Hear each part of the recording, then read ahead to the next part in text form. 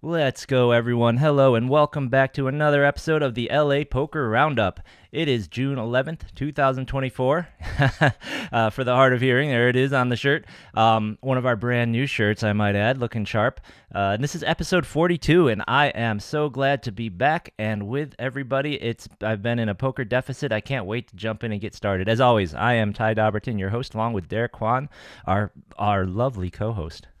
What's up, everyone? The lovely model of all the great merch. So this week we are going to be jumping right in. We will start and cover any non-World Series of Poker results from the LA folks that we were able to find. And a bunch of LA Blasters are out at the WSOP and they are crushing it right now. Absolutely, man. I can't wait to get in there and try and do them proud. After that, we'll talk about how was our weekends and how was our week. You know, we have some stories. I was places we were around, we were playing. And as we keep trying to attract more and more women to poker, we seem to always be taking two steps forwards and then one step back. Yeah, some good and bad stories, man. And then we have a long list of Twitter posts, poker news articles, and other various stories from around the community: cheating, rules issues, protocol questions, and other such stories from the World Series. And we want to talk about our new merch on the LA Poker Roundup website. We got a little bit of refresh, a couple of new items, and we're like super excited to share it with you. Yeah. And unfortunately, not this hat, but we do have hats now. We will show you. We will show you. So let's just jump right in, shall we? So the first one is a bit of a older result, but we did dig it up here. So this one is all the way back from May 29th, and this was congratulations to Brandon Wynn taking down the Wednesday bounty from that week over at the Gardens. It was a two-player chop at the end, and he took home over 4K for that. So congratulations, Brandon. And Good job, Brandon. unfortunately, that's the last result we have from the Gardens in the last couple weeks. So hopefully they'll get some more pictures and pop up some more winners for us there. After that, not in LA, but in LA. An LA reg, you guys will probably recognize this fluffy head here. Congratulations to David Uvidov back on June 1st. So this was a little over a week ago as well. He shipped the $600 no limit at the Aria Poker Classic. So that was event number 3 there. He beat 413 people to win 42,000 and the Aria Ace Trophy. And you notice, or you'll recognize another LA reg right there behind him as well. So congratulations, David. Congrats, buddy. Good job. Yeah.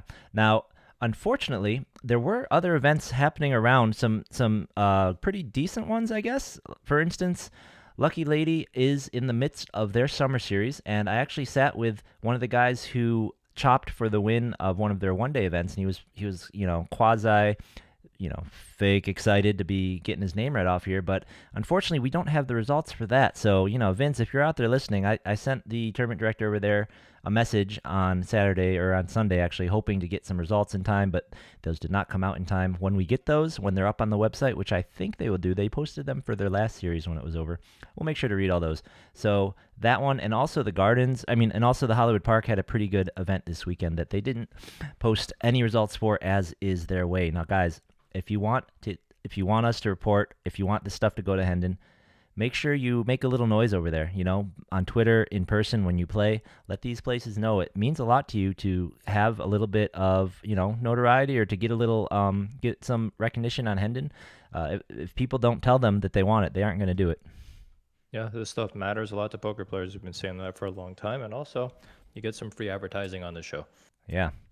So let's move on to Vegas. Let's go to the World Series. As Derek said, LA, man, we are blasting away and we are having some great success. Some real locals. Last week, you guys talked about the Mega Millions mystery, or what's it called? The Mystery Millions. Sorry, getting them all mixed up.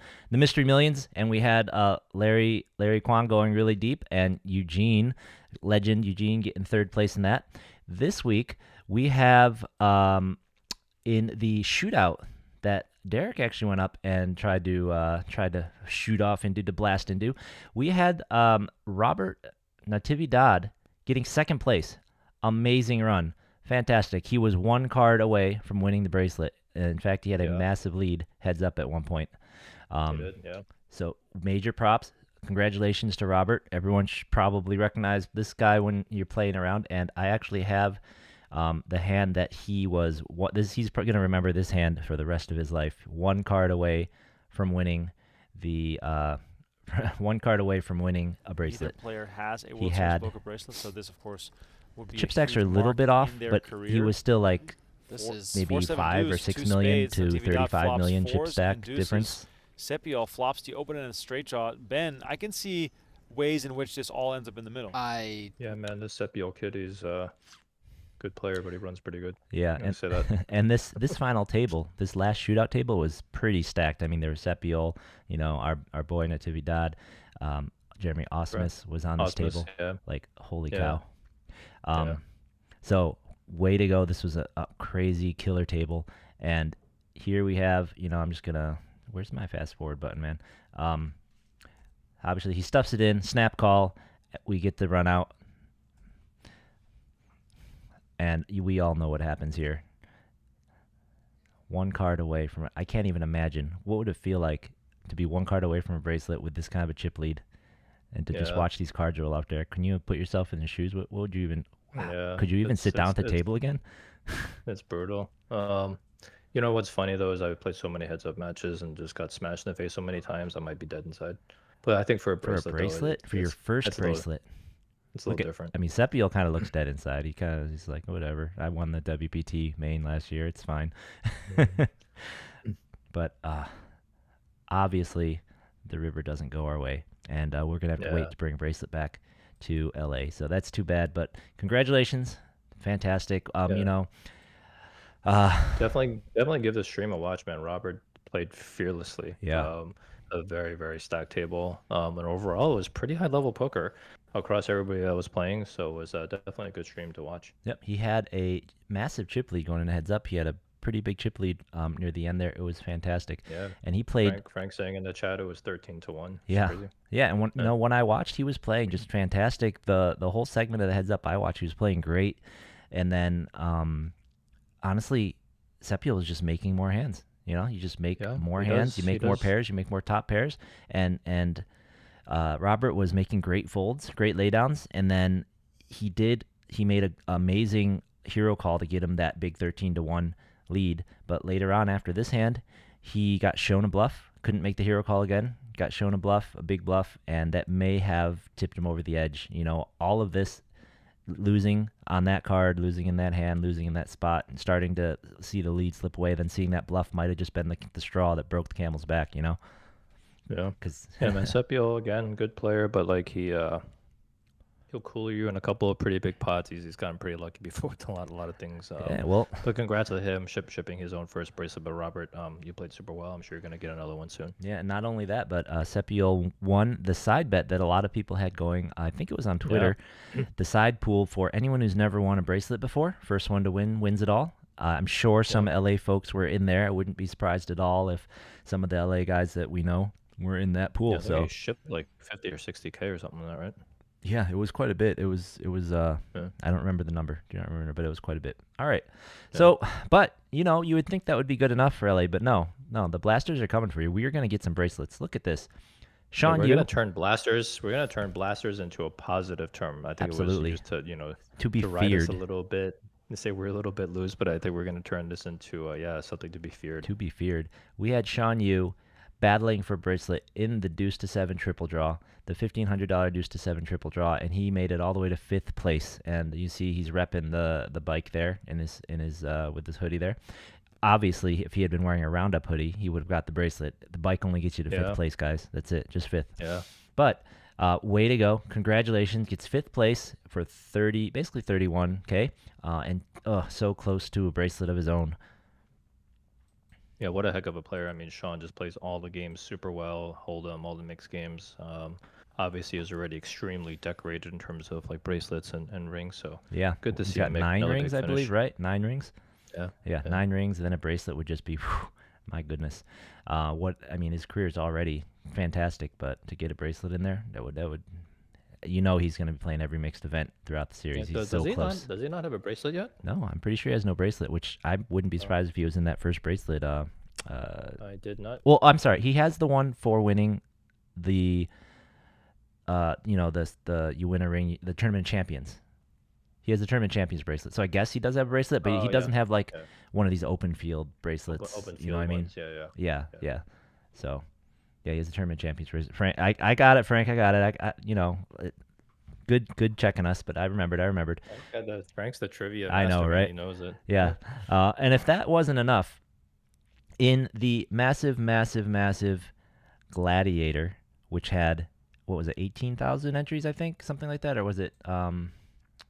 I think that's about right? Or was it 20,000? And last year it had more than that. Let's just say around 20,000. In the massive Gladiator, around 20,000. We had San Diego boy, the man who took down our LAPC 4040 tournament, Ediberto Pilotin, finished in 15th place in the Gladiator. Holy cow! Way to go, Eddie.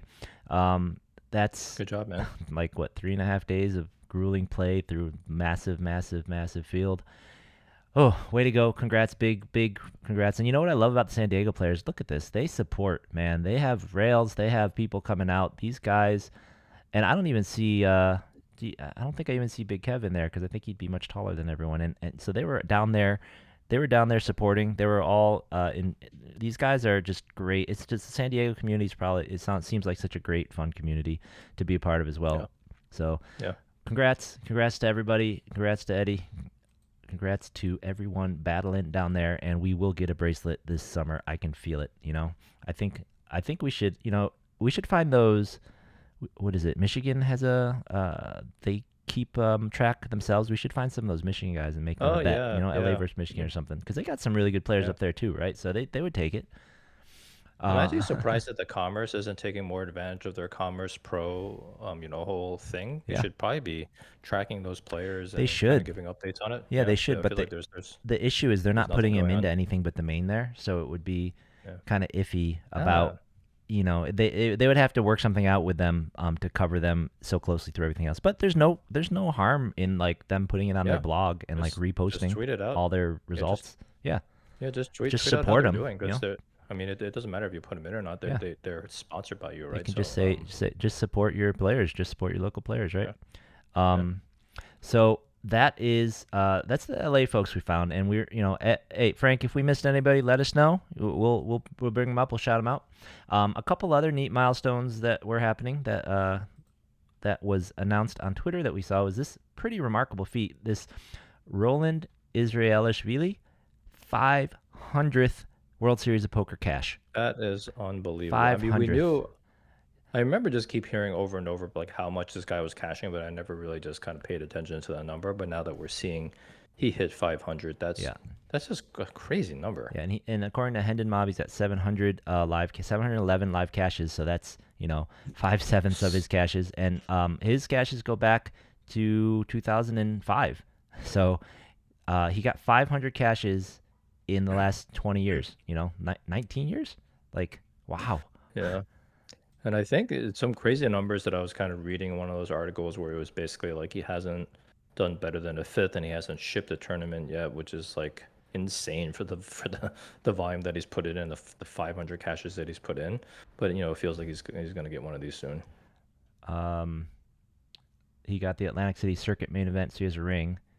But I love that the Poker Hendon Mob is now like Circuit testing you for a bot. I don't. Bot check on you. It takes a minute. Someone said they thought it was because of Chance's app, the one that I think Frank was showing us, the final table checker. Oh, they're probably like scraping, yeah. Yeah. See, if you recall, no rings. If you recall, I sent them some emails asking if they had any exposed APIs for us to use for stuff like that, so we could do our tracking and whatnot. And they said just hard no. APIs. Yeah, they said just a hard no. That's what happens when you don't have APIs. And we're just going to scrape your website to get the results. Well, I feel like it's strange to me that they're able to put in that check so easily and they just can't expose anything or give a let us run a query. Just give us the APIs and people will stop scraping your site. Just put a box on where we can write in a SQL query. We'll figure out. We'll discover your tables on our own. Just make sure we can't attack you. And you can actually charge for it and make some money right off of your data. So you 100%. should just be doing it. It's a no-brainer. Yeah, I absolutely would pay them. I'm not going to say how much, but it's some small amount to have access to that API so that we can do our own pull of all the LA data. And I'm sure we're not alone. All right. So the other interesting non-LA thing, just real quick shout out to one, Shannon Shore on the final table here, and two, look at this on the right, Mr. Rampage Poker. So over here at the Bet MGM Poker Championship at the Aria, this was, I believe, a $3,500 event. Mr. Shore is in as the major chip leader. I believe they're still playing right now. And Rampage came in kind of short on chips, and he actually finished in seventh for, I believe, 100 grand, or no, maybe 70. Let me see if I can find the payouts. But congrats to them. I know Rampage has been having a really tough time. If you've seen his videos, I think we might have joked about him when he couldn't play the $1 million game, that sort of thing. So actually, this is Rampage getting busted, I think. So. Yeah, it's pretty tough final table too, because it looks like Eric Baldwin was in there, Jack. Yeah, there's a couple of pretty good players there too. Yeah, absolutely. These things are not easy to get to the end of a win. So congrats Rampage, congrats everybody at the table, and I believe they're still playing. So, side note, very interesting. Chris Brewer, I think I actually saw this because Chris Brewer reposted that or Rampages, and he said, very happy for him. I hope he wins, because Chris Brewer has a cross book with Mr. Rampage for all of his World Series of Poker action this summer. If you remember, because in the midst of that downswing, Rampage was kind of bristling back at all his critics, saying, look, hey, if you want to put your money where your mouth is, I will cross book with anyone over the course of my World Series. He says he hasn't had a winning World Series yet, or in the last X years. So he took some action from Mr. Brewer. So this one doesn't count if that's the case. Yeah, that sucks to go deep in one that doesn't count for your crossbook. I know, right? But hey, that is just the way that it goes when you make a bet, right? I mean, he chose to play it. What are you gonna do? Yeah. Yep. Okay. So how did that is kind of the LA people, some of the more notable ones that we were able to see for this week. How did we do? Derek, I believe you went up to the World Series this last week, right? Yeah, I just played the shootout. That's the only thing I went out for. I couldn't stay for longer than just the weekend, so I couldn't play the Gladiator. First flight, I actually posted the hands on Twitter, so all you that are following me on Twitter, you can see the two hand history. So I put up one big one, basically just lost, kind of a weird hand, but it would have kind of got in there regardless. Queens against Ace King to bust my first flight. Second flight, I was actually doing really, really well, and then just ran into a couple unfortunate hands, got short and then busted, which is really frustrating for me, because I feel like single table sit and goes are probably the thing that is most instinctive to me. It's like between single table sit and goes and heads up, just because I played so many of those online back in the day, and MTTs are just something that I kind of really just learned over the last couple of years. So yeah, it kind of sucks to not go deep in something that's my specialty. Then I ended up grinding 2 bracelet events on Saturday, and I busted them both on pretty annoying ways. Actually, the actual bracelet event, there was one ring event, one bracelet event, sorry. The bracelet event, I was running in God mode for about 2 straight hours. It was unbelievable. And then it just kind of sucks, because then all just came down to one hand on the money bubble, where I got it into a huge pot with Ace King against Ace Queen, and he spiked the Queen and busted me from the tournament after all of that. And yeah, poker is just brutal. Yeah, sometimes. That's brutal, man. But yeah, it ended up just not being a very overall the only good thing is I fired a minimum amount of bullets, right? The shootout is only 1 bullet per flight, and then I only fired 3 bullets online, and the 2 bullets was on the smaller one, so it wasn't too much of a costly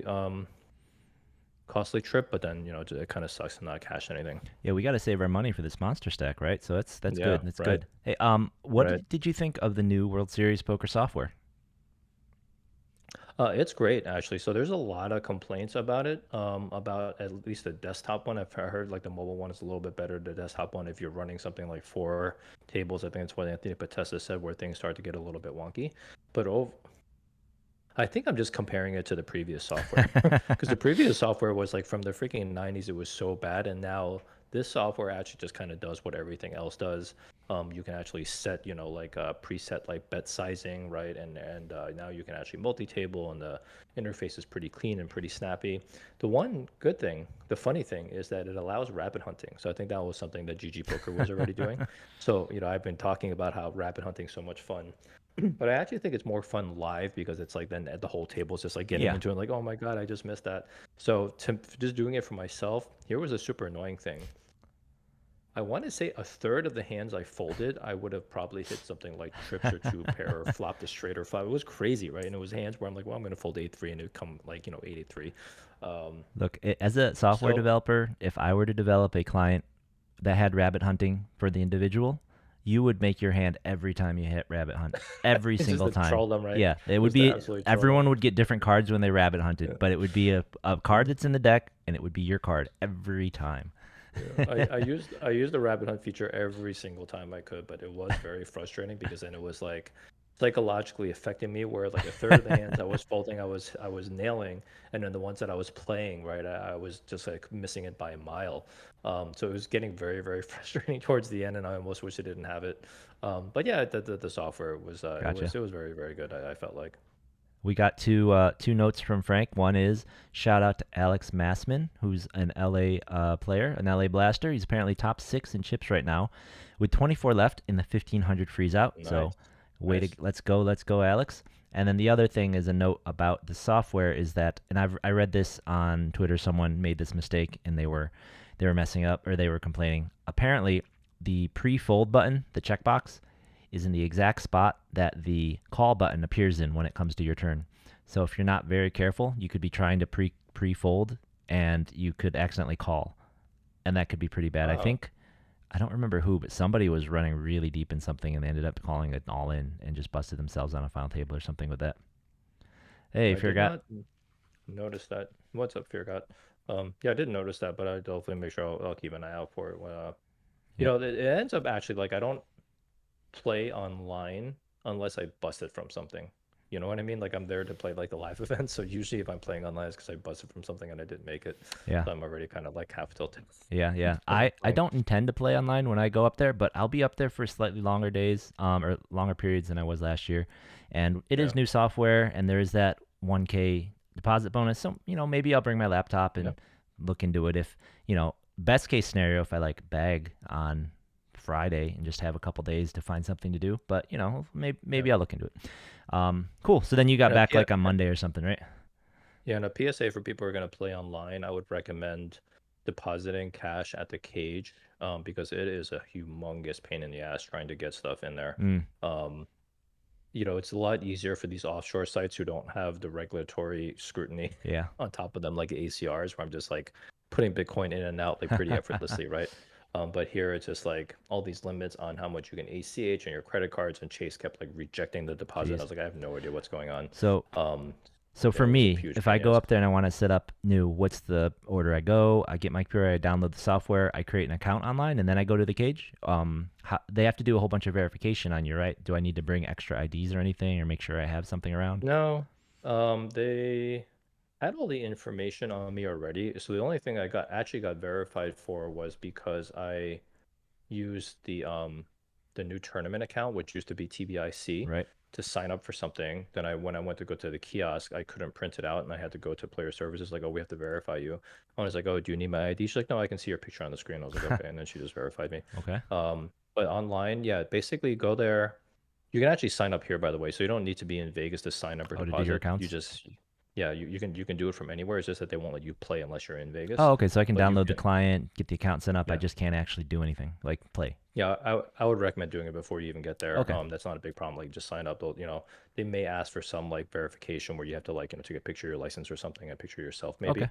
But yeah, then after that, I would just go to the cage with cash. There's like so when you go in there, there's the one room where you register, Yep. and then there's the other room where you do payouts and TBIC. Okay. There's a Yep. window specifically for online, and you can just give them cash and put it into your account. Okay. Got it. Oh, Yeah. actually, no, sorry. The online stuff was in. Oh no, yeah, that's right. It's in there. Yeah, Separate you can do line. it there. Okay. Good. Yeah. Yeah. I'm gonna go down on Thursday night, and I intend to check in, and then after 2 hours of being in the check-in line and getting unpacked, head down to do all that TBIC stuff and getting those accounts set up. So cool. All right. Well, as everybody knows, I was not around last week. I was not. I guess I was technically in the country, but not really. I was off on a cruise last week up in Alaska. It was, celebrating my 1 year wedding anniversary. It actually was yesterday technically, but we went, a couple days early. So I was up there, and the only poker I had available was a one of those big touchscreen table video poker things where everyone can sit around and you touch the table to move your chips, and you touch it to see your cards. Oh, really? Yeah. That's cool. It's cool sounding, but it's awful. It's awful. I didn't actually play. I tried that once before, long time ago in Atlantic City. They had one table that does that, and it's miserable. Like, if you want to, there's no numbers. So if you want to make a bet, like it's like was a 1-2 game or something. If you want to make a bet of like $30, you're like +5, +5, +5, +5, +5, +5. In the meantime, you're like, everyone's just standing at you, watching you like bang on the screen, and then you hit. It's miserable. And it would have been slow, and the rake was like 15%. So I didn't play. But I did get back into town on Saturday evening, and there was some stuff going on Sunday. And not to call you out, buddy, but I didn't hear you mention this last week. The Hollywood Park had a 50K guarantee bounty tournament last Sunday, and I hate bounties, but it was the largest guarantee going on in town by at least double. So, just saying. It's one of those casinos that are just not on my radar. Yeah, it just does. I know Hollywood Park doesn't exist to you. It's just And like, I'm sorry. but just I'm like sorry, Hollywood Park. just like we showed you that Ryan Slunga is a real person, we're gonna teach you that Hollywood Park is indeed a real place that has tournaments. And then this mysterious lucky lady. Yeah. Sure, right. I don't know if we'll ever get you to go there, but we'll try. We're gonna try. So I went down there, and I tell you, I think I've only played.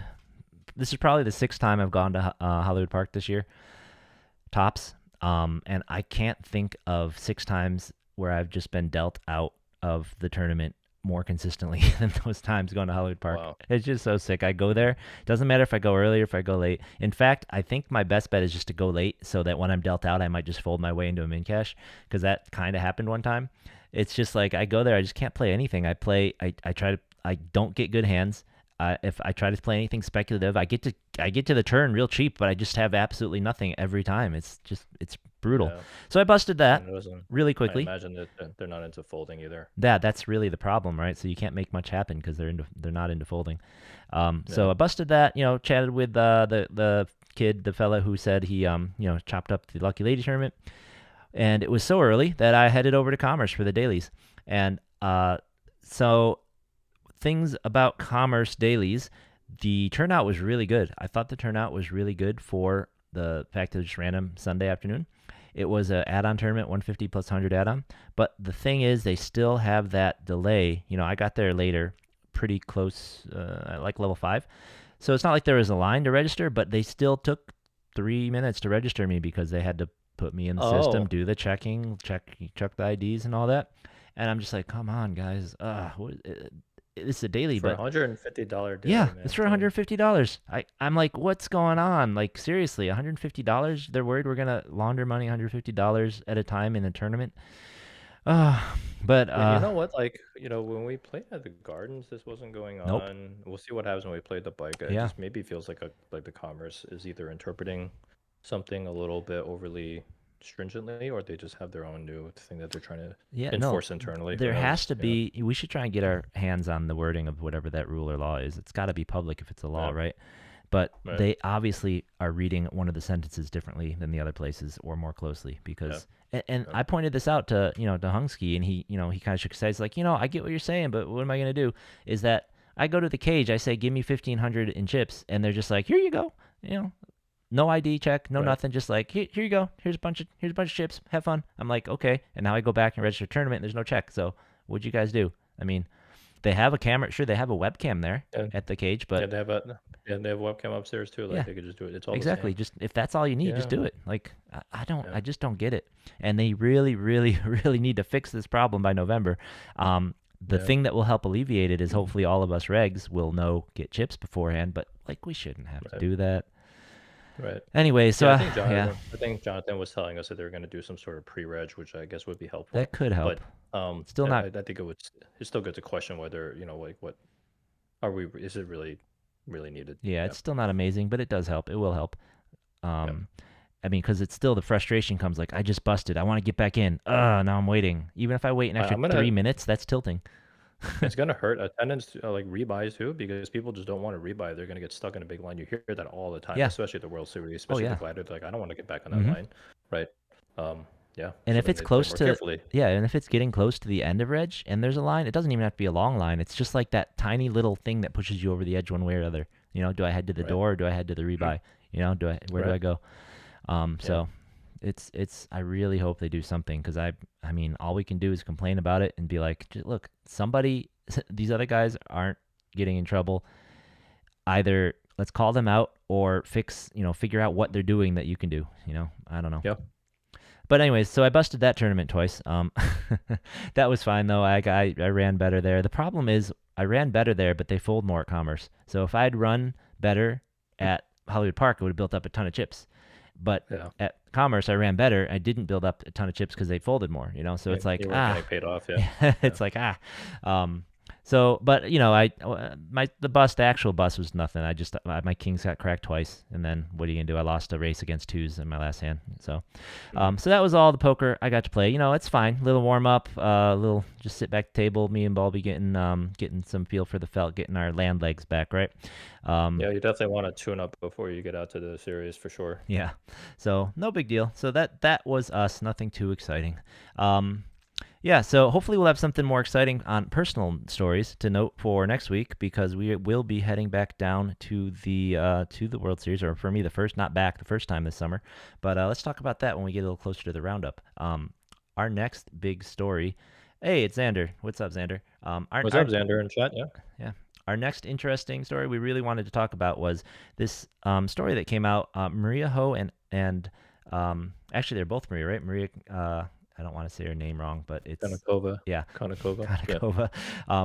They were playing. What was it? The 5K? I think they're playing the 5K. Well, let me bring up the article and take a look. These This two, is just an unbelievable story. Like when I read it, I was like, what is happening? They were playing the opener, the 5K championship bounty event, and these have to be in the top 10 of most famous poker women that we have right now, right? And the story is freaking crazy. I mean, just look at this. What happened was they were coming back from break in that crowd and sea of players who come back from break. And there was a security guard standing in that big crowd. And as they walked by in that sea, going back to their tables, getting ready to play again, the security guard specifically singled them out, called the two of them back over and said, you can't go in there. That's only for poker players. And they were just flabbergasted. They didn't even know what to say. The security guards don't stop people. They don't stop anyone. There's random people walking around all the time, right? Like spectators and media people. Yeah, and then he asked them for identification. What? That's bizarre. This, I mean, honestly, if I had been within earshot, this guy, I would have missed the next level because I would have been complaining and trying to get this guy moved to some the hot dog stand where he can guard the hot dogs, because this guy's completely incompetent to be the guard at a poker place, at a poker game. I'm gonna need some identification. What is if they show you their IDs? What is that gonna do? How does that tell you? Is it gonna say on their ID, "Oh, it's Maria Ho, poker player," right? What the heck? They're covered in sponsorship patches. They probably were. Yeah. Is this? I don't know if this picture is. No, it's from the Hard Rock, so it's not that day. Konnikova is sponsored by Stars. I think, and Maria's GG, I think, or is it Poker Go?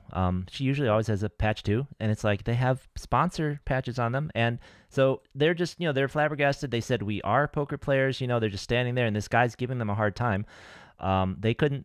It sounds like it was probably a minute and a half exchange because it was right at the end of break, and luckily, just for speed time and luckily probably for this guy, David Williams. Another, second place to Raymer way back when, he was within earshot and figured it out, and he, jumped in there, gave the security guard a, "What the heck are you doing? Let these two in." And of course, David Williams says to let him in. The guard will let him in now, which is just absolutely absurd. This is absolutely absurd and completely unacceptable. I mean, I honestly would have stood there. I would have told the guy, "Listen, you're an absolute fool. This is like your guard. This is like you're the freaking courtside guard for the NBA Finals, and you're stopping Jokic or whatever, LeBron James. Yeah, you're stopping LeBron James from getting on the court. And you're like, "I'm sorry, sir. This is for basketball players only. You are a clown. You cannot be here trying to figure out who is and who isn't.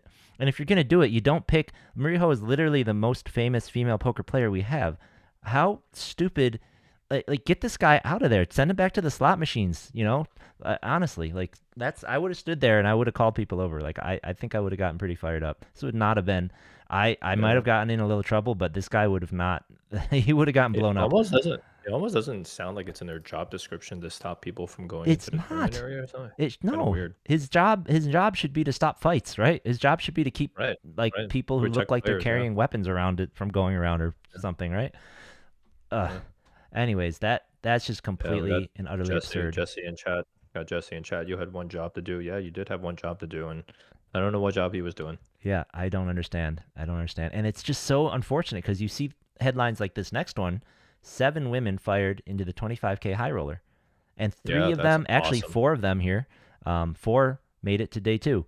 So, Yeah, holy cow. Like, unbelievable. that's amazing. But if you have security guards stopping them as they try to go back and play at their 25K, you just be like, security guard, bro, Yeah, they're players. They bought into a tournament for more money than you're going to make in a month. So just get off their back and just read it. Why don't yeah, you open up a poker article? Why don't you go to look at a poker right, magazine or something? I don't right, know. This is a poker tournament. right. Know something about it Yeah, or just I mean, just freaking know something a little bit about your job, right? That's seriously. unbelievable. Like you shouldn't be absolutely Yeah, clueless and about the thing that yeah, you're working on. absolutely. And if you don't know, I mean, at the very least, like you said, they were definitely wearing patches. Absolutely. Look Yeah, up the patches. Like, oh, okay. You what don't do you just think? get one of those. Okay.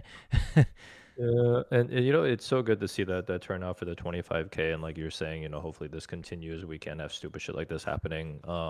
But I've been saying for a couple of episodes now, like people still think like women are like not good at poker. Or these like having women your table is like a spot. That's so not true. Like women are so freaking good at poker now. Like there's so many of their own like communities and groups that they're working with. They're all getting coaching and training and Mm-hmm. using solvers just like everyone else. So like a lot of the women players I know are like killers, Yeah, right? And obviously absolutely. everyone that got that 25K was probably a killer.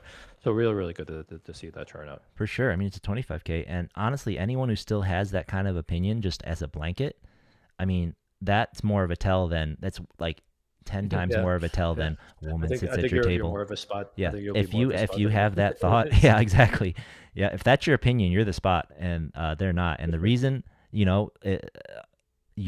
people like you is a big motivation for them probably to make sure they train and study and Yeah, just are able to rip you up, right? So, yeah. good on that. All right, let's move on before I get any more fired up here. Something just as serious, but I don't know. So Mike Holtz here posted on Twitter. I think he's just bracelet hunting because he doesn't play a lot of mixed games, but he's here playing PLO8, and he says 10 hands into playing this $1,500 PLO8 game, a woman at his table noticed every ace, deuce, 3, and 4 in both decks were marked. Literally. This is also an unbelievable story. It's And crazy. what's crazy is it isn't just that they were just marked, but she made a point where she took the deck face down and Hmm. then picked out every single ace, deuce, 3, and 4 face down. Like she was able to pick it out of Yeah. the deck. Yeah, I watched him talking about this on the Poker News podcast. Both decks, she pointed it out on and Mike, Mike is he's a outspoken guy, so he didn't even notice. He's not the one that brought it up because he didn't notice. He's not, he said people had warned him, hey, mixed game players, there tend to be more people doing shady stuff, but he didn't see it. She saw it and she grabbed the other deck and did what you said, and then they flipped the other deck around. She did it again, like. And the wild thing was at the time, the floor said they weren't going to be investigating. Now, since then, they've Yeah. talked with, I think they talked with Jack Effel, confirmed that they are actually investigating. That is a thing that's happening. But just, Yeah. PSA, protect yourself, guys, especially if you're playing the mixed games. But just in general, if you see something, say something. I mean, it's a Yeah. it's a joke, but that's I, real. I I see it every time I see anything in mark card. I'm like, give me that card, and I take it from the dealer. Yep. Everyone kind of looks at it because everyone's always interested.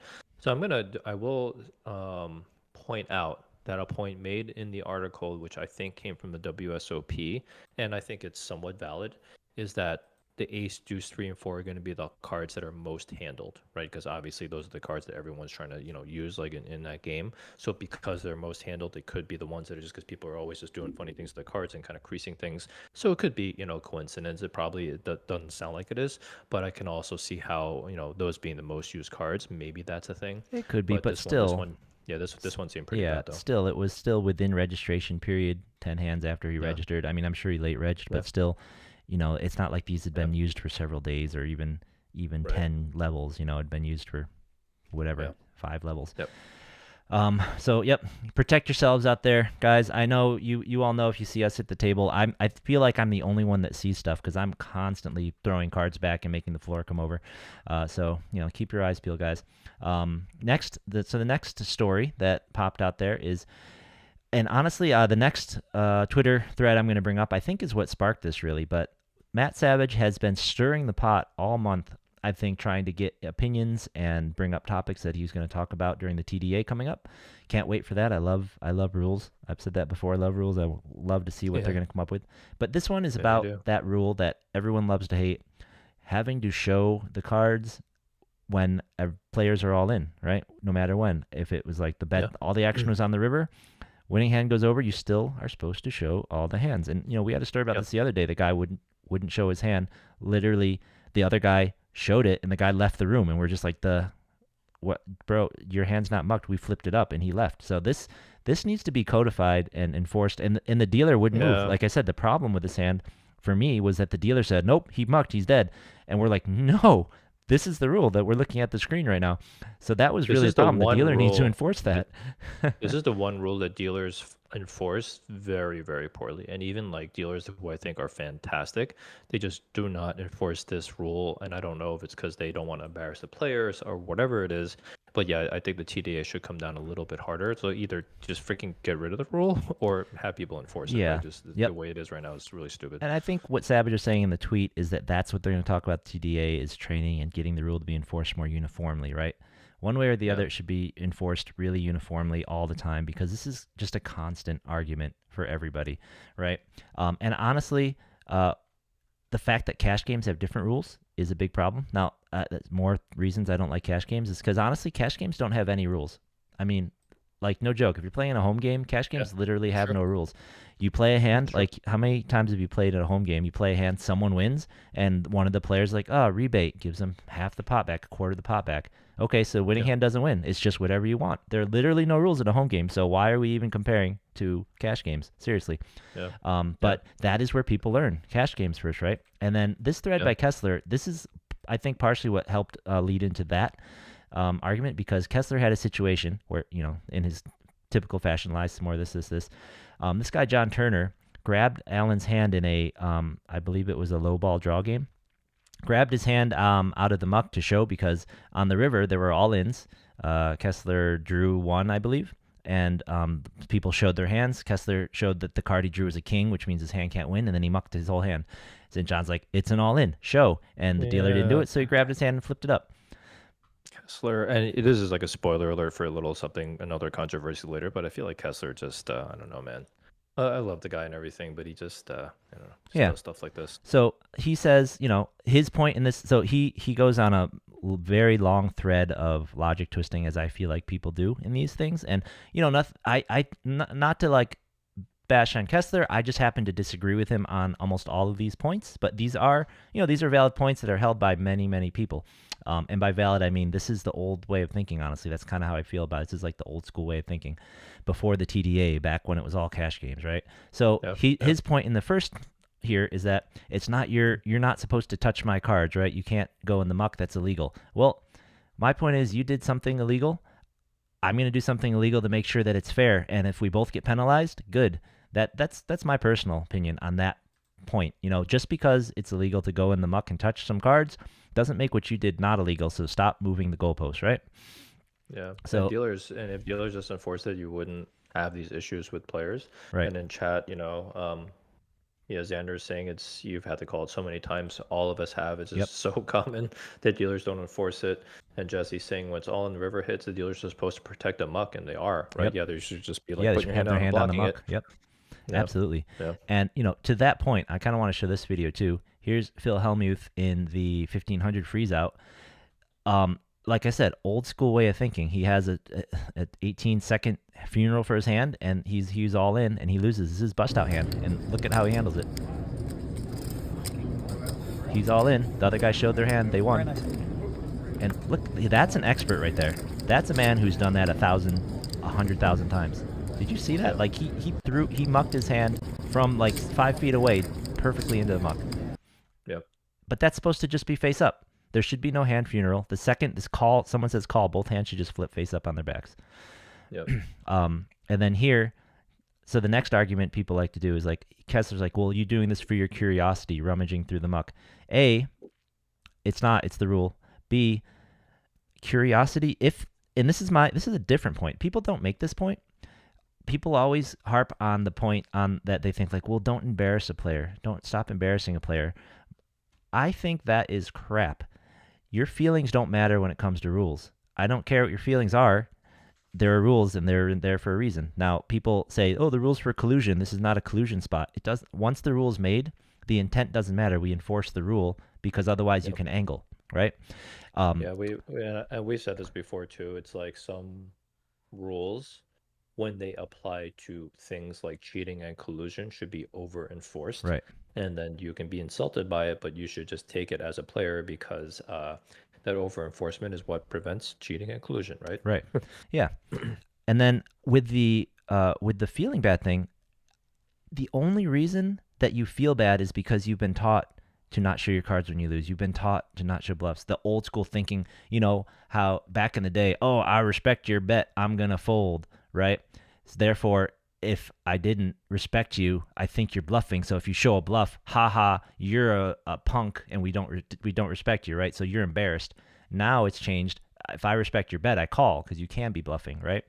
So to do it out of to feel bad, it's just such a weird old school thing. And I believe that I've seen this, right? So I believe if people were just taught to play the game, that, okay, bet, call, even if it wasn't all in, if you just taught them right away, like when you're teaching people poker, one pair beats no pair, two pair beats whatever, and whenever all the bets are done, everyone just flips their hand up. No waiting, no order, just flip your hand up. If you taught them that right from the beginning, no one's feelings would ever get hurt. Everyone would see. There'd be no arguing. There'd no complaining. But since some tough guy with a cigar mucks his hand and it looks so cool because he mucks, all the tough guys think they need to muck, and all the snowflakes don't want their feelings hurt because they bluffed and it didn't work. Like, bro, you're playing poker. This is supposed to. If you're a real tough guy, your feelings don't get hurt. If tough guys, by definitions, don't get their feelings hurt. So freaking toughen up, man. I mean, I don't know what to tell you. Like, it's a rule. Show your hand. Just do it. There's nothing personal happening, right? When I get caught bluffing, 100% of the time you're gonna have to show your hand to win the pot because I don't give a shit. Yeah. I'm just gonna flip over whatever I have just so I can see what you call me Exactly. with. And I feel like everyone should just take that same approach, man. Like twice this weekend, I bluffed at it, and then they call them like, oh, nice hand. And I throw my hand over, I'm like, oh, 7 high, and they still don't throw their hand over.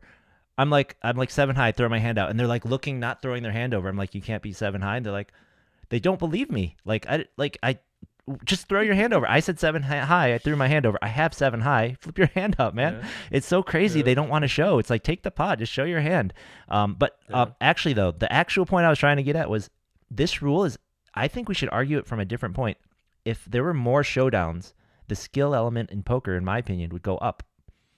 The more showdowns and the more hands that you get to see, the more the people who know what to do with that information, who can remember that information, who can make adjustments, the more you can do, right? And the more information you get, the more, like in chess, the better player always wins, complete information. In poker, so much hidden information. So the more information you see, the better players should rise to the top even faster, have a bigger edge. I think that's an argument, honestly. Like, the more hands you can see, the better your edge.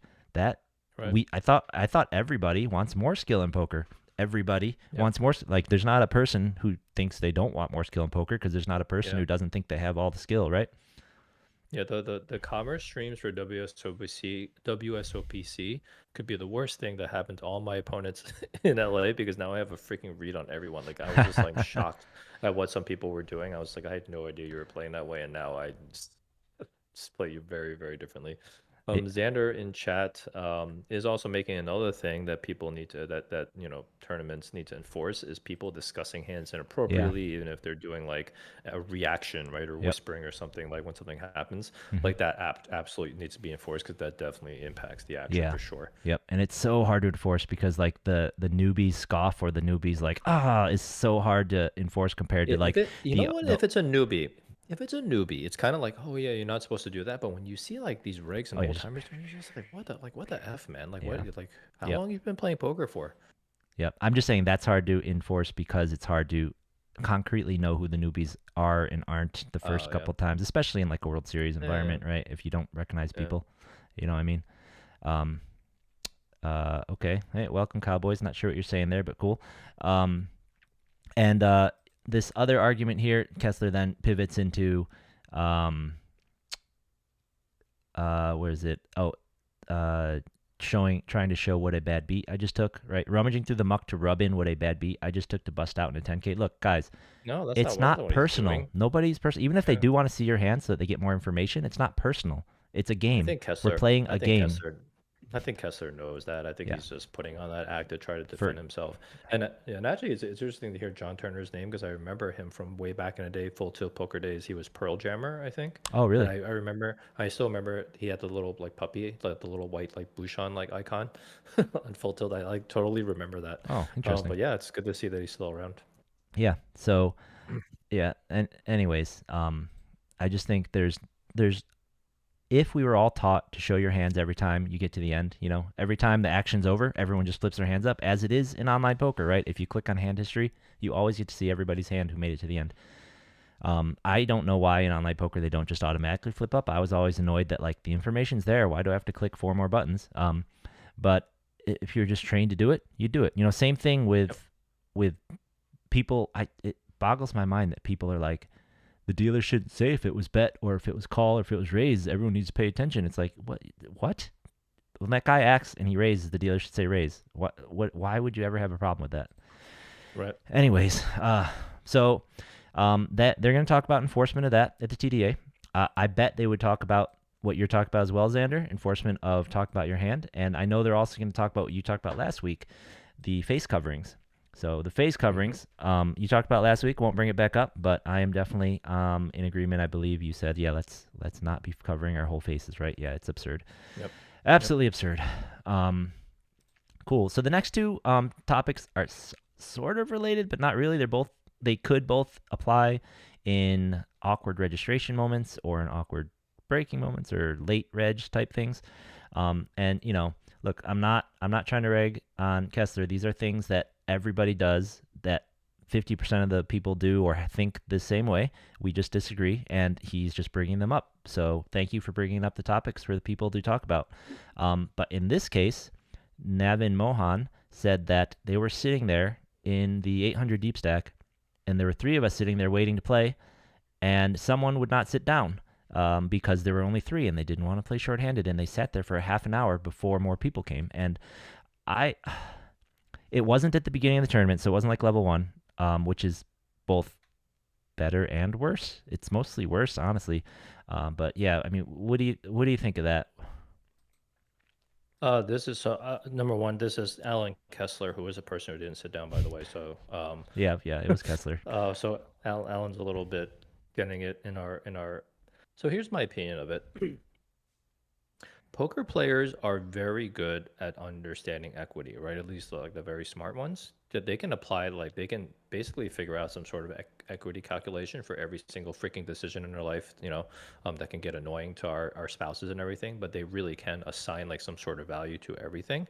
Um, and then some players, I think, just take this too far, right? Because at some point you're crossing some sort of threshold where you're hurting the game, you're hurting other players, and this is definitely one of those situations where you're hurting other players. Like, yes, Kessler completely understands what the equity hit is when you're playing four-handed, when everybody else is playing nine-handed. But it seems so nitty because when you're playing in a very soft field like you are, your equity comes from actually just sitting down and playing other players. I know no limit isn't your specialty, but like that's very, very bad luck. Right, right. Now, I feel like if you don't think you can sit down at a shorthanded table and have an advantage, what are you doing in this tournament? That's Right. one. And two is, as you said, it's not fair to the others. When you bought that ticket, you made an agreement. Now, I do agree that it is not fair to those 4 players. However, I don't think that the proper answer is to take it into your own hands and not sit down, right? You bought the ticket. Right. Your chips should be in play the second you buy the ticket, and this is going to eventually be the case once all the buy-ins are like automated and dealers have apps at their seat and whatnot. As soon as you buy chips, or as soon as you buy in, chips are going to be put into play pretty soon. I think that's the kind of thing that happens in like, if not right now, that's what happens when you table change, right? When they break tables Yeah. at places with Yeah. Poker Atlas and stuff, right? You're Yeah. there. They Yeah. deal But you. They know who when you you're are. Yeah, when you're breaking tables, that's like a penalty if you Yeah. don't sit down right away because you're trying to miss a blind. Yep. So I guess there isn't like a hard rule to go and sit down as soon as you register. But again, from somebody from Kessler's stature, how long he's been in the game, he's a freaking professional. He's actually like now a celebrity because of Daniel's vlogs. That's a super bad look, man. Just sit down and freaking Yeah. play. And, Like, are you seriously gonna hold up a table at like a small tournament just because you want to be a nit? That's pretty bad. and like I said, I don't want to, I don't want to pile on Kessler. I've seen many people do this. And I just disagree with the whole sentiment. And I feel like what you should do is sit down, play four-handed, call the floor, and raise your concerns with them, right? So his concern here was this wasn't the beginning of the tournament. They should have been breaking tables to bring people over. They should have been balancing tables. Yeah, those are completely valid and true things. But the bottom line is there's 4 people at the table, which is one of them being you. Everyone should be playing. The floor doing it slowly, or the house running the tournament a little inefficiently, valid complaints. Make them on Twitter, complain to the floor. But, if I'm one of those 3 people, I am pissed. And this happened to me before. I call the floor over, and I've seen this at the bike. I've seen this at Commerce. I like to reg right away for tournaments. I like to be the first one because I love playing shorthanded for that first level, sometimes level and a half if you can knock someone out. And I've sat down at a tournament table and sat there with 3 people, and I've seen the 4th person come over with their slip, look at the table, sit down at the next table over and start eating lunch and wait. And I'm pissed. And then no new people are registering to come over, and I'm waiting. I wait 5 minutes. I'm like ready to blow my top, right? I'm calling the floor over. I'm like, is he here? Is his seat here? Can we put his chips out? Like, that's not right. You bought the ticket. You said you want to play, So I can't wait until they have more apps. I've actually never noticed when, like, I thought this is a super unique situation that Alan actually did that because I've never really noticed people do that where they just don't like sit down after they've already registered. But I guess if you're saying it, this does kind of happen, and it's really, I've seen weird. I've seen it. It's really weird. I Just have freaking sit down, 100% man. seen it. And then, we had this come up before when the way they were creating tables was kind of awkward. People had stories of like, I think this was at last year's World Series. They were talking about, well, what if it was like, oh, okay, you just register for your 5K and you go over and it's Ivy and Osmith and Dan Smith or whatever. You just turn around and unregister, come back in a couple hours, right? Right. So, I mean, no, right? You shouldn't, you can't, Right. unless like you're not going to play in the event at all. So that was a discussion they had last year. But I think it's you bought your ticket, you're playing, your chips are in play. I can't wait until that's the case. And Don't be a bad actor. Just be a good citizen. Do what's right for the game, like everyone. If you register, just go sit down. If you're shorthanded, just deal with it. It's probably not going to last for more than about 15, 20 minutes before they move it over. Yeah. Make sure that you call the floor people over multiple if you have to, and be Yeah. like, hey, we're shorthanded. Bring somebody over here right now, right? But don't do stuff like that. Yeah, absolutely. Call the floor, talk about how unfair it is. Tell them you won't come back to play an event if they don't get better at breaking tables or balancing. Like, do all that, but like, don't punish the other people who want to play, right? Yep. Especially if you're a pro. To your point, if you give those guys a bad experience who sat there for an entire level, maybe they won't play, and then maybe that was money you wanted in the tournament, right? Yeah. Yeah, and I think Alan was on Twitter just explaining the equity hit. We all get it, man. Yeah. We get it. That's not the point. So speaking of equity hits when playing late or playing short or not playing at all, they had some controversy about late regs in some of these high rollers, right? And they were, well, I think you might have a little more background on this than I do. I believe what they were doing was pausing the clock to allow people to get in because the late reg line was so long, something like that, right? So Chris Brewer was actually saying that they should pause the clock. They weren't actually pausing the clock, but he was saying that they should pause the clock because it like hurts the players that are playing versus the people that are just like basically standing in line waiting to get in. And I think Chris's complaint was just that they were letting people in after the registration period had closed. Yep. So then the people that were like mega late regging were getting, basically a lot of equity from doing that versus, so he's basically saying they should stop the clock. And I get it So the whole speech I gave about, equity, you get your equity from playing, don't be in it. I get it in these high rollers where your edges are so small and there's so many good players, right? So you are looking for little things like this where these things kind of matter. Um, but I don't think they matter at the lower levels. But this is basically Chris's point, at least for for the high rollers, they should do something extreme like pause the clock or just be very, very stringent about kind of closing registration on time. Yeah, yeah. I mean, in these smaller buy-in tournaments where the fields tend to be huge, the end of reg is a long way from the money, and it is a Yeah, lot of chips away from the money. So you yeah, you really get almost nothing because it is true. I mean, you do make money in a tournament by not playing, which is the point of the slow playing, the point of the stalling, the sitting out, and yeah, so I mean, because if you take the extreme, right? If I sit there with my starting stack and I am somehow allowed to never play, I'm gonna get second, right? yeah, So I mean, that's just true. And your yeah, point about this is in these bigger events, the edges are small, the fields are smaller. So yeah. it's very conceivable that if a third of the people are knocked out by the end of registration, You're very close to the all money. the people who Yeah, are close to the money and at the end of yeah, reg, there's a lot of short stacks at the end of reg. And if I get to register after reg is over and they're still playing, I get even closer. And we saw this in a I think it was mostly ACR, but in one of the bot controversies, where they were allowing super super late reg and bots were just registering in mass and max tank stalling at the table, yeah, never playing a hand and yeah, min cashing without playing a hand. So yeah, this is possible, and it's not right. The question and the solution, a lot of people that I've heard the most is the last registration. The registration should close on a break. Why is registration closing in the middle of levels, right? And I right, agree. Like, right. why not just do the breaks then? You should you should plan your tournament around these landmark events like reg closing, Yeah, like the money being made, like final and it's kind of baffling that they just don't put reg closing on a break. I mean, is it right. really how many levels away from the break are there? It's usually only like Yeah. 3 levels to a break in these things, or two even And depending on the event. and with the World Series just doubling down on all their technology with your tournament account where you can just register on the Bravo app and you can go print from a kiosk. I have no idea why anybody's not using that right now. It's like the easiest freaking thing in the world. Avoid all the Right. lines. Go print your thing out and go walk up to the table. So somebody did make a point in the in the Twitter conversation is that if somebody's, let's say, all the way over in the Horseshoe or all the way in the Paris and they bus and they're trying to like register and they can't make it all the way over there in time, what should they do?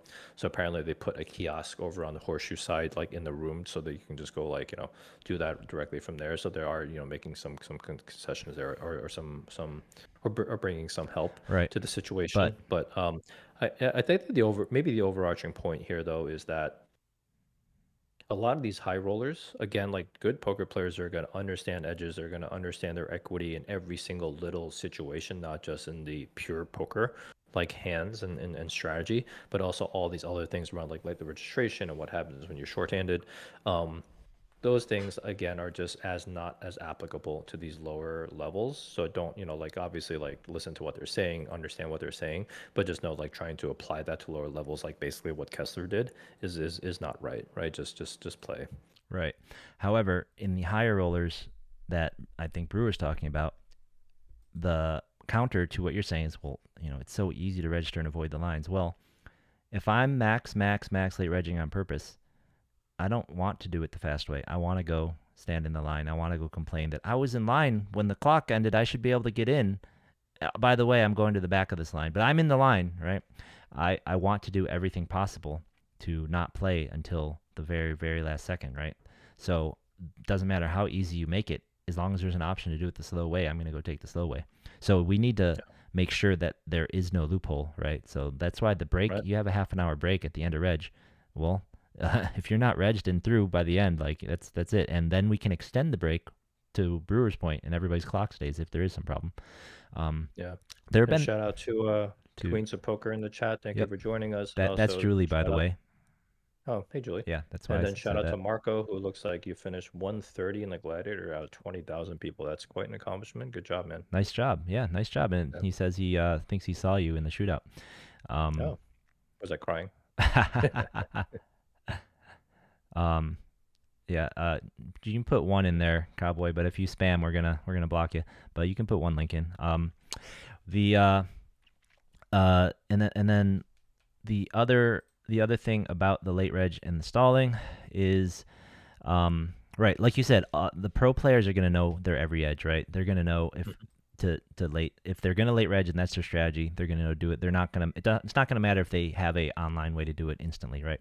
There have Yeah. been a couple tournaments at the Gardens where registration ends not on a break in between levels, and that's also really baffled me because it's been very confusing to the players. We don't really have the problem here in these lower buy-in LA tournaments where people are doing it for the EV, but it has the opposite problem where people think they can buy in and they come over and they miss the end of reg because it's not on a break. So it's just really confusing why anybody would not put the end of reg on a break, just logistically and just for everything else. Yeah. Right. All right. So there's that. So it's been a couple weeks of the World Series now, and last year records were being broken constantly. Main event record busted, overall attendance record busted. So we have a little article here on PokerGo where they look at some of the largest poker tournaments in history. So if you look back, most of these are the lower buy-in events at the World Series. But this year's Mystery Millions made it along with last year's Mystery Millions right here in 7 and 8. I believe. Oh, and the $1 Million Bounty in 2022 made it in 11th. So other than this list here is nothing but, I think, $600 and cheaper tournaments and then Yep. Mystery Million bounties. So number one, shout out to Frank for sharing this article with us. And I think the point, and I was the one who wanted to put this up here, is we've been talking before about how mystery bounty tournaments are an extremely popular format.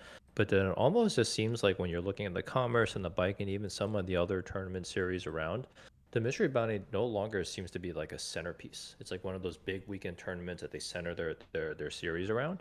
It ends up being like some midweek sort of thing. And I kind of feel like, these card rooms must be following some data, and some data is telling them these mystery bounties are not as popular, right? So we keep thinking, oh, the mystery bounties are kind of losing their luster, but no, like they're still killing it at the World Series. And I think the difference, something that Ty has made the point before, is that mystery bounties with low bounty prizes are kind of stupid, right? Like it's actually the bigger ones, like $2 million pulls, right? That's what's going to get people to Yeah. come out. So these things are going to kill. So I think now here the data is showing you mystery bounties are not dying. It's just that you need big prize pools and big bounties to get people to come out. Yeah, absolutely. I mean, if the big bounty being pulled doesn't, well, the reactions to the guys who pulled it this year may be a little lackluster. But if the big bounty's being pulled doesn't, in general, create a lottery kind of reaction from the person pulling it, Yeah. like you're doing it wrong. If that Yeah. person doesn't react like he just won the lottery, then you're doing it wrong. I mean, that's the whole point of the excitement of the mystery bounty. Yeah. So Right. I don't know. I think they're doing But it it's wrong. still it's still good to see that we keep breaking records. Obviously we've been talking forever about this poker boom. The poker boom seems to be continuing. 2024, I think there's maybe a couple of tournaments that got a little bit down in terms of attendance from the previous year, but most of them seem to be up, and we still seem to be in an overall like upward trajectory. With the WSOP now coming to LA, I hope that LA is now going to join into this poker boom as well. Yeah, and the numbers are still coming out for the World Series. We'll keep an eye on it. It's been a little uneven. So the Mystery Bounty broke last year's numbers. They had more people, but the Gladiator was actually a little down. But a lot of the other events are up. I believe some of the high rollers are getting a lot more attendance, which in my opinion shows more health than like Gladiator winning again. Maybe people just were better at surviving the Gladiator this time, Yeah. But we'll I, see. I actually noticed when I was there for the weekend, I was actually a little bit worried that the Gladiator was running at the same time, and I was like, oh man, it's going to be chaos. But it wasn't. The lines weren't that bad. They weren't like wrapping all the way freaking over to like the horseshoe side like it was like last year. I also think they're probably getting like better and better operationally every year, so there's probably a little bit of efficiency, a little bit of a lower attendance, but it wasn't that chaotic. Yeah. I'm looking forward to that. I'm always worried and nervous. Last year was really the first time I spent any significant time at the World Series, and I was worried about the crowds in line then, and I'm always worried about that now, because if there's one thing I hate, it's waiting in line. followed by waiting for people to act, and then waiting for people to sit down, apparently. Just put money in your tournament account, use Bravo Poker Live, and use the kiosk, and you're rarely ever going to stand in line for anything. Yeah, that is the plan. That is the plan. All right, so we are getting close to the end for this week. Before we figure out what's happening this weekend and go into our roundup, a little plug for the LA Poker Roundup website. Derek's been working hard, putting more merch on there, getting more products. We have now available the LA Blaster hoodie. On the left, we have the sweaters we got started with. We have T-shirts now, as Derek is wearing right now. I also noticed, my personal interest, that we have hats and we have zip-up hoodies as well. I know, Julie, I sent you guys the link, but I know you were waiting for those zip-up hoodies as well. So check it out. We got new stuff. We got T-shirts for the ladies. We got different colors of this Blaster hoodie. We've got, here's the hat. So get on over there, check it out if you want to rep LA Roundup, and you want to make sure that they know that there's a Blaster at their table when you go to the World Series this year. Yeah, thank you everyone who's already bought merch. I mean, I'm wearing the T-shirts. Your support means the world to us. We're not trying to make money off of the merch because the margins are actually so small. We're probably making like $5-10. And you take the free shipping option, we're probably making nothing. Yeah, I was gonna say, I'm pretty sure we're losing money on the merch, aren't we? Everything we're doing. We're just trying to break even on like the incorporation cost that we have, and then obviously all the subscription things that we have to pay for to kind of to run the business. So yeah, thank you everyone for supporting us, and for just kind of just being fans of the pod. Really appreciate all of you. Yeah, and repping and pushing LA poker and the LA community. All right, so what is going on this weekend? Well, before I hit the button for the roundup, because I feel like I need to preserve that for the LA poker roundup. Let's just talk about, neither of us will be around LA to play anything local this weekend, right? I believe I am heading up to the World Series on Thursday night, and I believe you're heading up there this weekend as well, right? That's right. Yeah, we're gonna go play this Monster Stack and Final Table with our LA Poker Blasters and LA Poker Roundup gear. That's right. That's right. And hopefully one of us will ship a bracelet. Yeah, actually, I need to check the schedule and figure out what I'm gonna do on Saturday and Sunday after I bag up the chip lead on Friday. So that's something I will have to look into. One thing I did want to mention though is we're going up. I am going up for this Monster Stack, and last year, or rather earlier in the year before the schedule came out, I was pretty excited for this World Series. I had dreams and hopes of driving up right after work. I bet if I drove really fast, I could get there in, what is it? It's what's it take you to get there? 4 hours, 4.5 hours? I always fly. Oh, you always I fly? think when I was driving, it was probably around that range, like 4. Yeah. Yeah. So I mean, I work in Palmdale, so I'm so much closer. I could get Yeah, you're there already really there. quick. You're like freaking already in Vegas. What are you talking Yeah, about? right. Basically, so I had dreams of driving up every weekend for the Monster Stack, driving up there for the Millionaire Maker, driving up there for the Colossus, and I was all ready and all set and excited. And then I looked at the schedule, and this year they added a third flight to all those events, and they put that third flight on Sunday. So these events, we won't really be able to compare them size-wise to the other events because they're going to have extra starting flights. But that hurts for so many reasons. The main one being that, people who, there aren't many of us, but those of us who are going to go up for a quick weekend from LA or from someplace close-ish, makes it harder for us work-wise. Even the Vegas locals, I just saw, I think I just saw a story about some dentist who got fourth in the, I think in the Gladiator, maybe it was in the 1K. He, the guy has a job. Of course, he probably owns his business, so it's different. But, people, even locals in Vegas who work, that's going to make it harder for them. And having extra starting days, it's going to make it tougher on the field. Like, it's going to be harder to win these tournaments because there are more, the pros can fire 6 times. And they're also going to, they're probably going to play a little bit looser. So there is one re-entry per day, right? Players eliminated may re-enter next flight. So I think, no, this is a freeze out per day. So you get 3 total. Oh, really? I thought that you were allowed to. It just says players eliminated may re-enter next flight. So I think if you could re-enter same flight, they would have said that. So I think last year didn't they let you re-enter the same flight? So they changed it. I don't remember. Okay. Well, then I take back it'll be harder because the pros, but I do still think it'll make it a little more pro heavy because. One extra day is another entry, right? Yeah. Well, but I think last year people were saying you could enter twice per flight. No. I feel like it was the Millionaire Maker where you can do one re-entry per day, and I feel like the Monster Stack was always a freeze out per day, but maybe Right. I'm Well, forgetting. Frank will correct us, I'm sure, but I was pretty sure that people were complaining because they said, well, at first it was a freeze out per flight, and then it became not a freeze out once per flight. Um, Yeah, and I'll bring because up it was Millionaire Maker yeah, right in now. my mind, I think the Monster Stacks were so deep that and the structure was so good that it would have been impossible if you let people just keep entering and Okay. re-entering. So, yeah, So maybe so somebody it's can correct us in 50% the chat. more. Players are allowed one entry per flight, re-entry per flight in the Millionaire Maker. So Yeah. okay, so there you go. But that's still an extra day, still an extra flight, and it is still an extra day off of work that anyone who was not planning to take the week off already will have to do. Um, Yep. yeah. So, that stinks. So for me, that means I will be playing fewer events. That's 2 events fewer that I'll be playing. But, we'll go up this weekend. I suppose if I were to if this is the one I win, I might try some more. Okay. So, let's talk what's happening in LA for everyone who can't make the trip this weekend.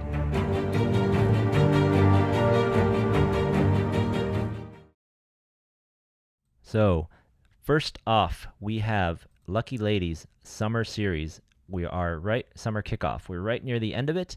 We are currently in the throes of their 100K guarantee, 20,000 guaranteed for first place tournament. It is a $235 buy-in with flights all week long. It looks like there are 2 flights a day, except Sunday, which has that's day 2. So yep, 2 flights a day all the way through Saturday, with day 2 being Sunday. And then on Sunday, there's also a 10K guarantee for $150. So if these lower buy-in tournaments are your thing, this is your event. This is the biggest you're going to see for 200 buy-in. That is not a quantum where you will then have to compete against people buying into day 2 and lots of them. So this is great. Head on over there if you're still in town. This is probably the biggest tournament. This is definitely the biggest tournament happening in town this next weekend. So highly recommend. And just remember, once you get to that day 2, once you get a little later into the money or a little later past reg, it's going to get turbo-y. So make sure you are prepared and you bring your strategy. The other event happening this weekend. So it's a good weekend to stay in LA, honestly, because there's a 50K guarantee Sunday special. Again, it's the Father's Day bounty. So they Nice. had a 50K $100 bounty last week. That was a 360 buy-in. This week, the Father's Day bounty is a $420 buy-in. It doesn't say here how big the bounties are. I'm just assuming it's 100 again, but maybe it's 150. But $50,000 guarantee that starts at 3 p.m. Okay, so it starts at 3 p.m. on Sunday. So I guess they're leaving you some time to have lunch with your dads, and then come on over. So that's an interesting one, just because Hollywood Park's tournaments typically start very early. As you see the rest of their schedule, almost everything starts at 10 a.m., 10 a.m., 10 a.m., some 11 a.m.s. So 3 p.m. is pretty late start time, but that is going on over there at Hollywood Park. So, play everything.